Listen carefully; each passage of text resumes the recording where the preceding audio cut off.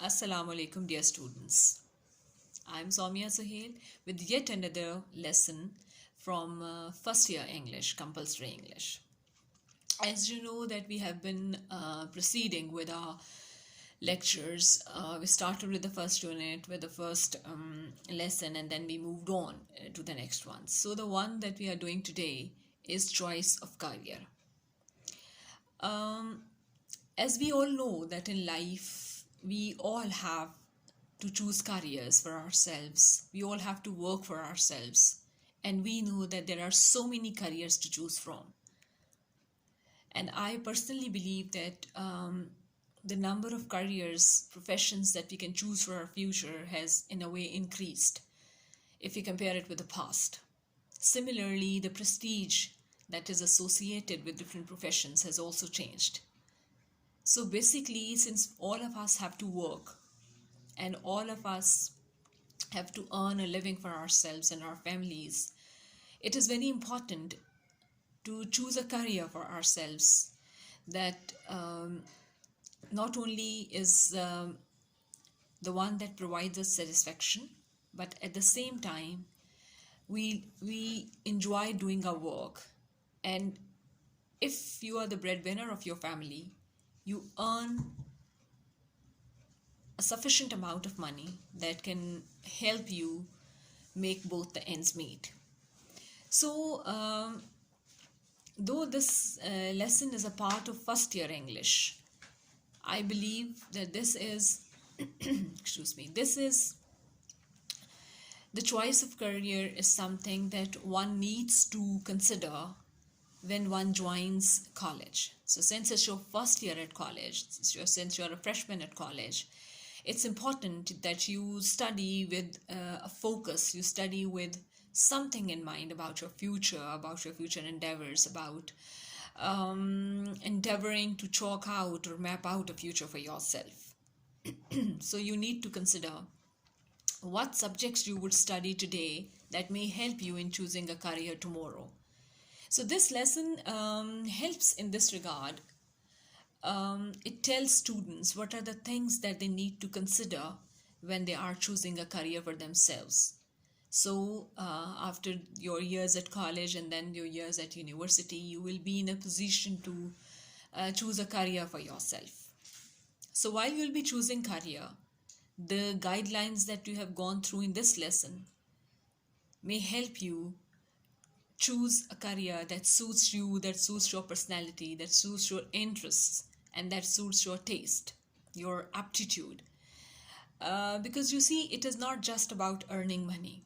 It's not just about going to the work in the morning and come back in the evening and then no more. No. This lesson very rightly says that 25% of every year we spend at our jobs, at our workplace. So that is quite a significant part of the year. It's 1/4 of a year that we spend at our whatever job we do. We spend at our workplace.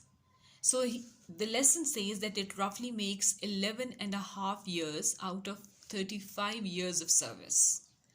So that is quite a considerable, in that way it becomes maybe something around 1/3 or a little lesser than that. So that is quite a considerable amount of time, a part of your life that you are spending at your workplace.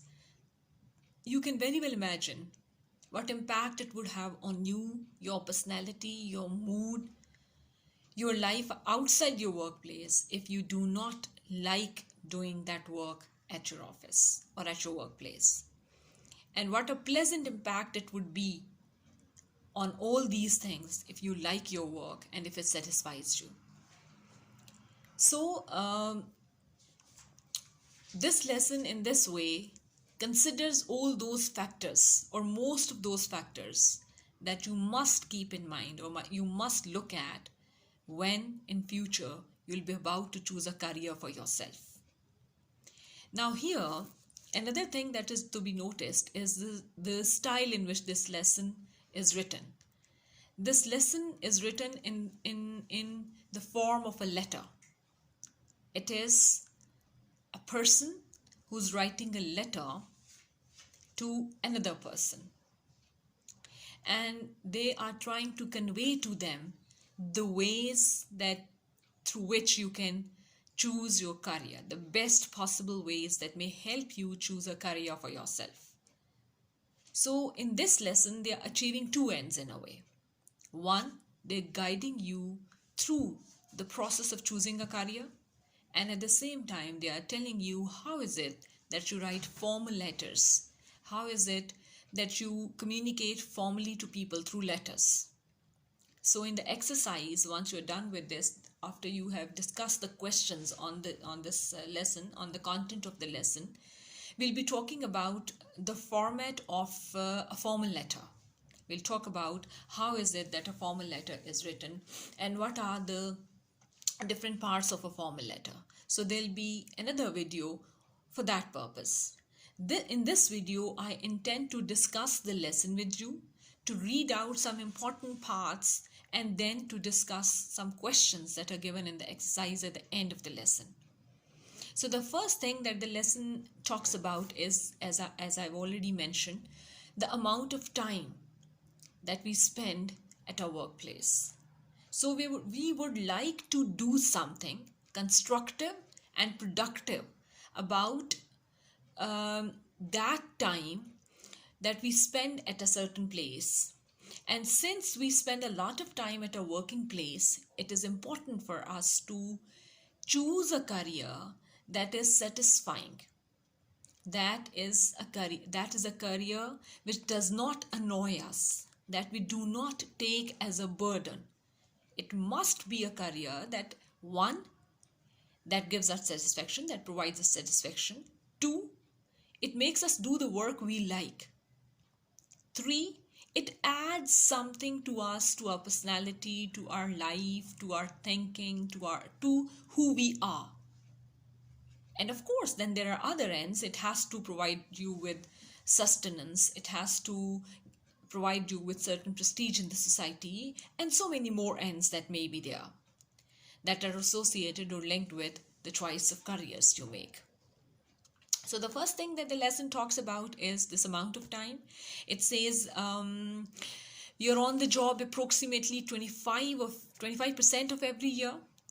Over our lifetimes, this comes to roughly 11 and a half years out of the 35 years most of us spend working. So it considered it a lot. It's a big patch of time. It's a big phase of our lives that we spend working. Then the writer believes that you sometimes are lucky enough to get a job, or fortunate enough to get a job that makes you happy, that you do a work that adds to the satisfaction that you have in life. It gives you a sense of accomplishment and achievement. Once I read it somewhere. It must be a famous quote, that if you are doing the work you like, if you're doing something that you like doing, then you're not working a single day of your life. And what it means is that when you like to do your work, then it doesn't feel like work at all. It doesn't feel like a burden at all. It feels like it feels like something that it just feels like you are pursuing an interest. So a well-chosen job is just like pursuing an interest. It isn't a burden. It isn't a big responsibility on your shoulders. It isn't something that every time you think about it, it annoys you. Rather, it is something that makes you happy. It is something that satisfies you. It is something that you like to do, that you find yourself motivated enough to do. So if this motivation comes from inside, if this motivation comes from your heart, from inside you, then there is nothing comparable to that. However urgent and important and pressing the outside factors of motivation may be, but they are not to be compared with the motivation that comes from inside you. So And then another good thing is that the writer of this letter gives the steps that are, he proceeds gradually, and he talks about different steps in which through which a career can be chosen. So the first step, he says, is self-assessment. Now, what is self-assessment? Self-assessment is getting to know yourself. You should know who you are. You see, knowing yourself as a person helps you determine what kind of work will please you.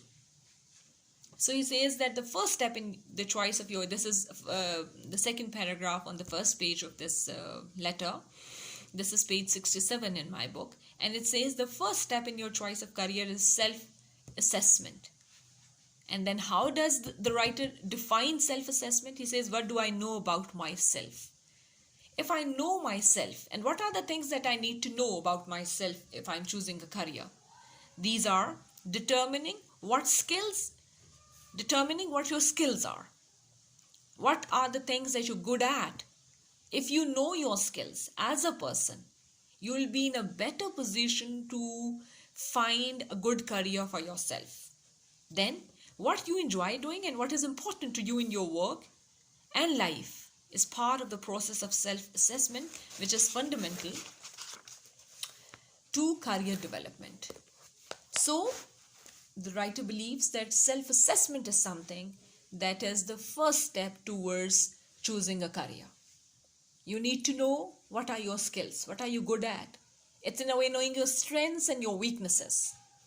Knowing what are the things that you can do really well and what are the other things that you may need to put a lot of effort and that may require a lot of time on your part.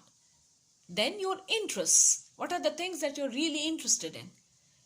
And then it says, what are the things that you enjoy doing? You see, this is very important.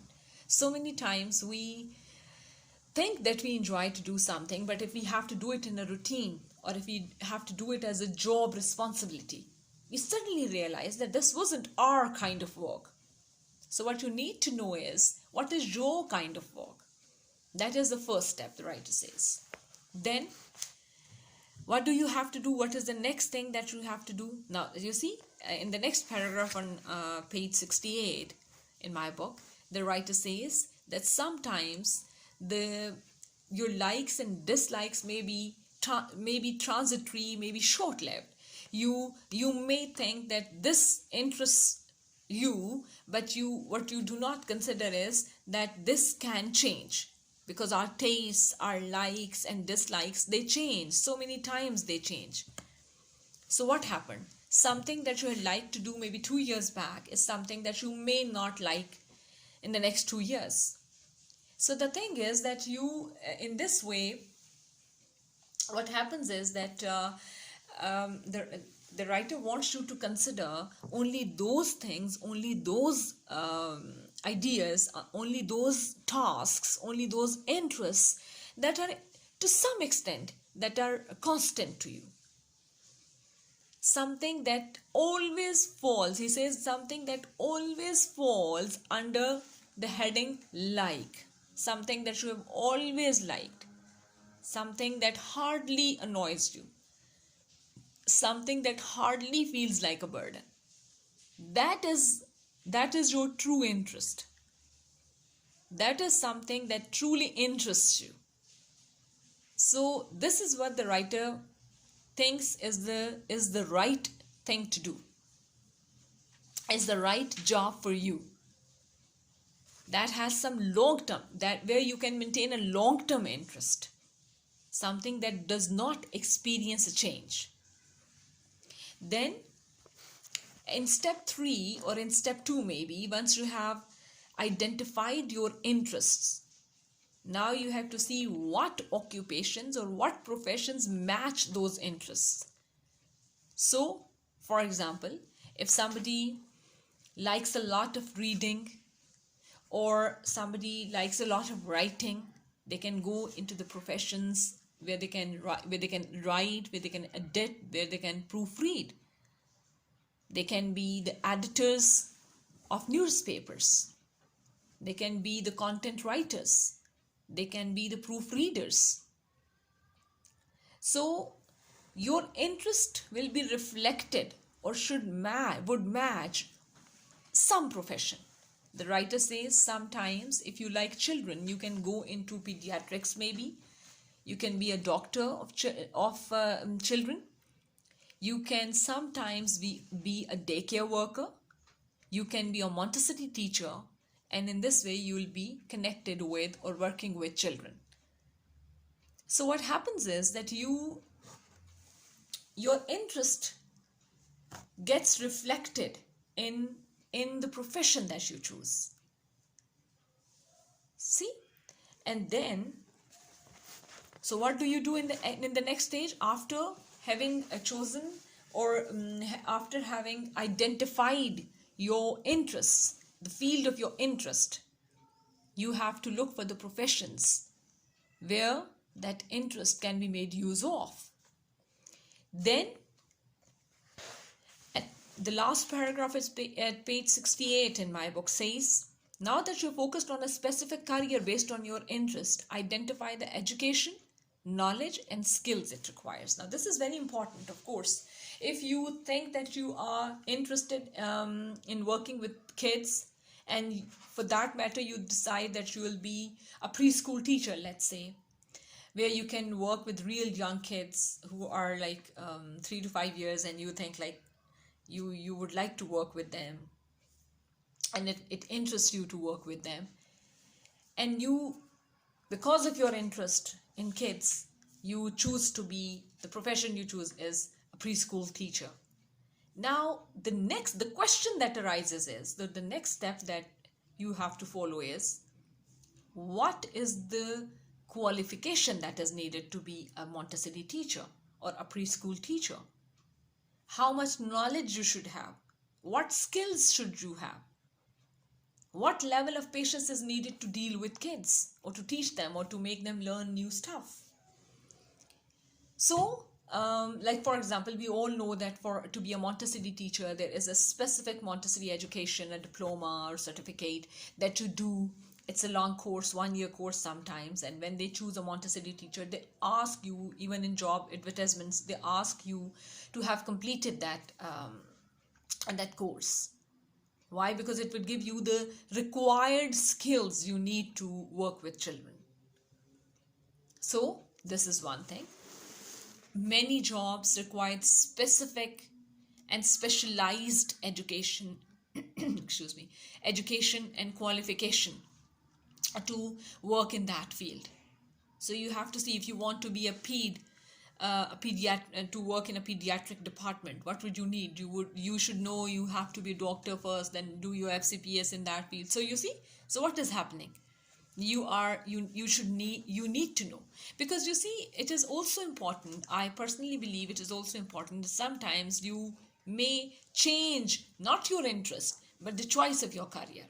Like you like to work with kids, you choose to be a doctor of kids, but then you have a feeling that you're not comfortable with science subjects, and you wouldn't enjoy working with science subjects, and it would be really hard for you to continue with science, with pure sciences, and then becoming a doctor and then doing your specializations and all. So you rather go into a field that where you need to have a qualification that is easier than that, or that doesn't take that long. So you go into that. Then the next thing that the writer talks about is, which is again very interesting, is he says it's like page 69 at the first paragraph. It is worth noting that you should consider factors beyond personal preferences. Now you see, this is very important, because a job is done, or we all do our jobs for many more purposes than just for what we like or what we don't like. There may be many other things involved. One of those may be, how much money does it bring? How much traveling does it involve? How many hours of your day would it consume? What are the expenses involved in that job? what are the risk factors?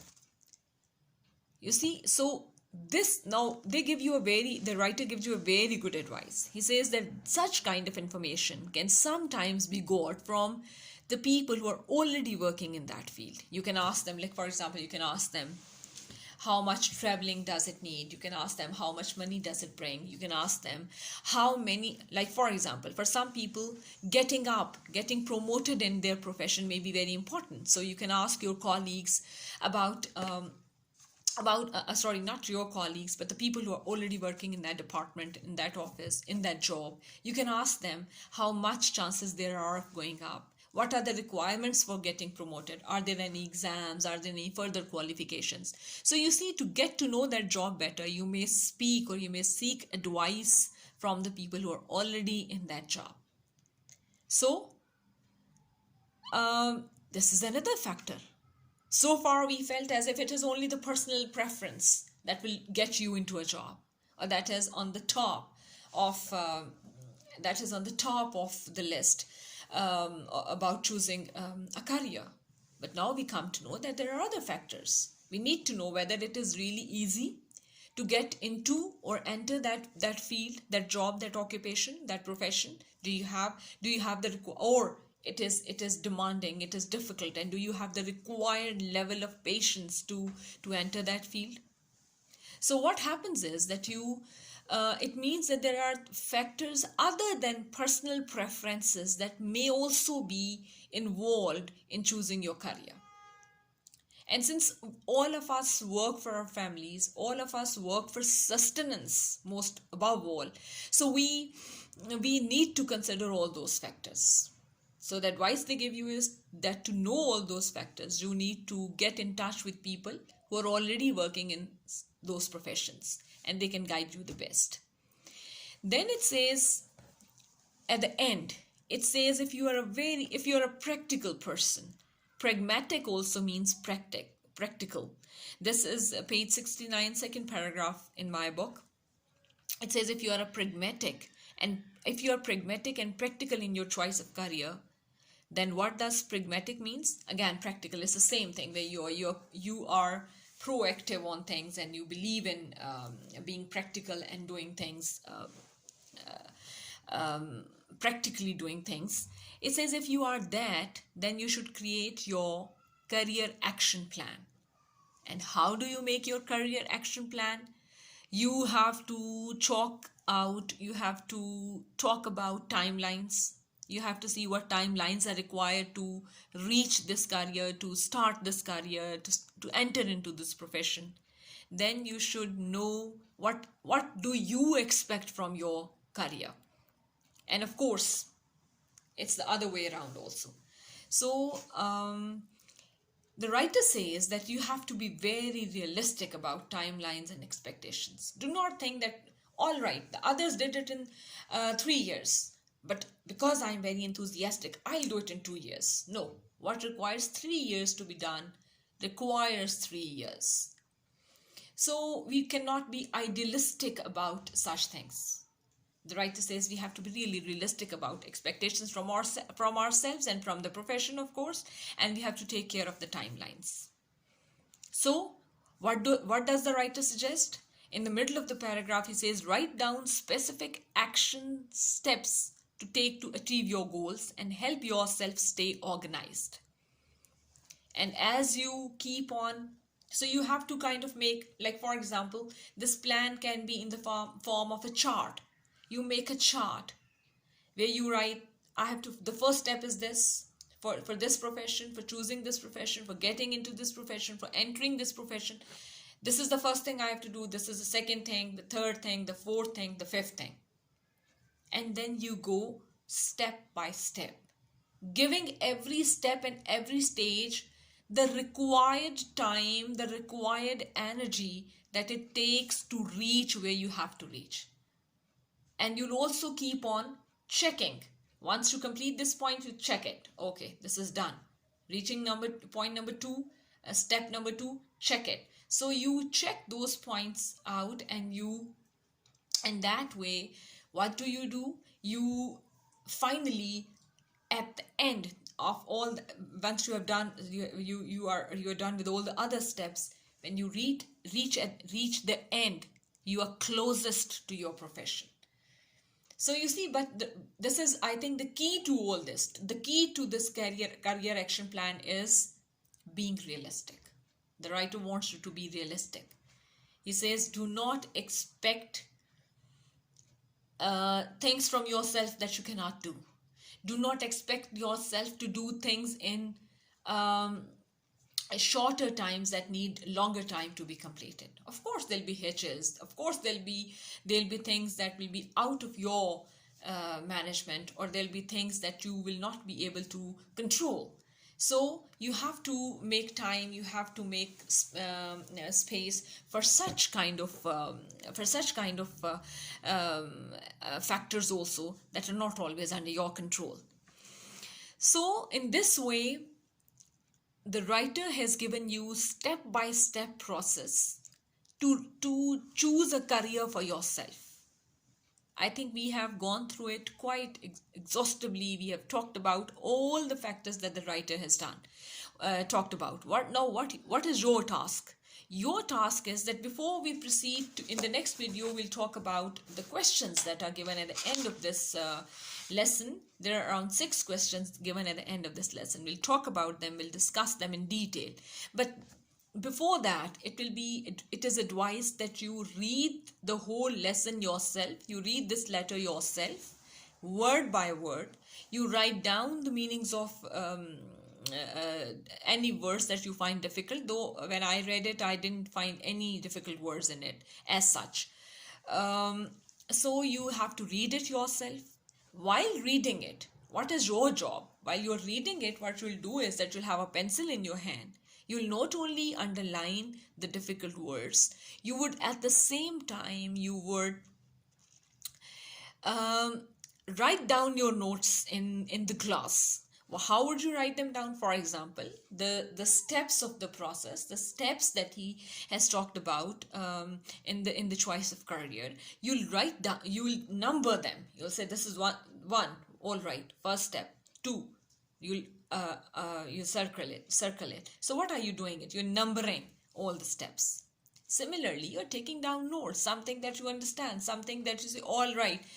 You may disagree at something. You may add another thing to this action plan, career action plan that the writer talks about. All the steps that the writer has given, you may add something to them. You may disagree with something. So you can always write, well, I disagree. I think it is this way.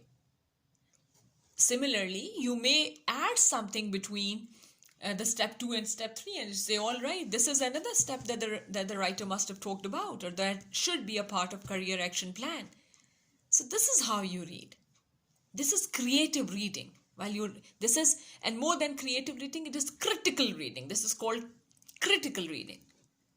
You are thinking. It makes you think critically. You are not just following what the writer says. You're not just remembering or memorizing what the writer says and reproducing it in your exam. You are making yourself think about the things that the writer has talked about. And that will add something to it. That will in a way increase your knowledge about the whole thing. So the good thing is that the advisable thing is that you, in a way, when you read it, you should have a pencil in hand. I always tell my students that when you read it, please make your opinions about the piece of writing that is in front of you that you're reading, and then keep on writing, adding something to it in the gloss, just on the sides. Like for example, look at these sides that you have. You can write here. You can have small notes here, not so much mess that you don't yourself understand what you have written, but small notes, small things, small points that you can talk about. So in the next video, we'll talk about these. We'll discuss these 6 questions and answers to them. What I want you to do in the meantime is that you read the whole lesson. You read it so well that when we discuss the answers, you already know where the answer is. and you've already read the lesson and you understand what we discuss about the lesson, then you take down notes, and then you can always construct those notes into full length answers for yourself. Okay, thank you very much. See you again.